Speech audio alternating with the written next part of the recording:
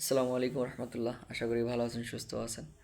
আমি এই নির্বাচন সংক্রান্ত অথবা রাজনৈতিক সংক্রান্ত কোনো কথা এখনও বলি নাই। তো কয়েকটা কথা না বললেই নয়। সেটা হচ্ছে, দেখেন, প্রথমত হচ্ছে ভোটটা হচ্ছে একটা আমানত। আমার কাছে, আপনার কাছে একটা আমানত।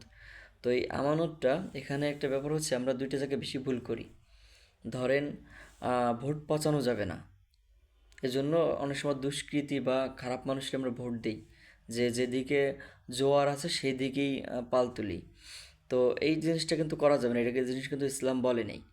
আরেকটা যে জিনিসটা করি সেটা হচ্ছে, যারা দলীয় আছে, যেমন কিছুদিন আগে এক গর্দভ নাদানের কথা শুনছি, যে আম, মানে তাদের দল থেকে বলতেছে যে আমার দল, দল থেকে যে নমিনেশন পাবে যদি ফেরাউন হয়, তাহলে আমরা তাকে সমর্থন করবো। নাউজবিল্লাহ, নাউজবিল্লাহ, নাউজবিল্লাহ। দেখেন, ভোটটা হচ্ছে আপনার আমানত।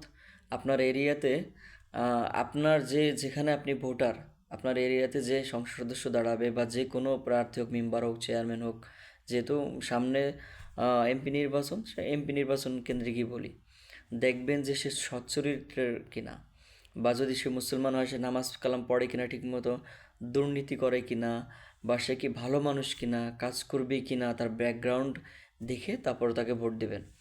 আপনার এই আমানত, আপনি যদি জানিয়ে শুনে, যদি আপনার মানে মাথায় থাকে যে না, ওই লোকটা ভালো না, বা লোকটা আচার আচরণ ভালো না, আপনি এমন একটা খারাপ লোককে যদি আপনি ভোট দেন বা চাঁদাবাজির সাথে সংযুক্ত, তাহলে তার যে গুনাহ হবে, আপনি যদি জেনে শুনে দেন আর কি, গুনাহ হবে, সেই গুনার কিছু অংশ আপনিও পাবেন।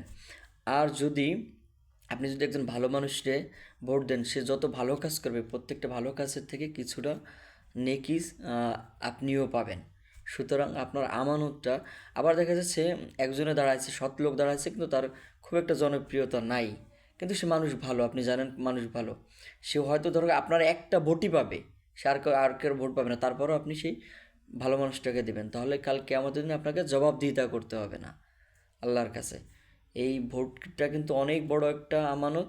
সুতরাং এই আমানতটা সঠিক জায়গায় ব্যবহার করেন। আমি সেই কামনা করি। এখানে আওয়ামী লীগ, বিএনপি, জামাত বলতে না, আপনার এরিয়ার প্রার্থী কেমন, সে কি ভোট পাওয়ার যোগ্য কিনা, এটি দেখে ভোটটা দিন। আল্লাহ হাফেজ।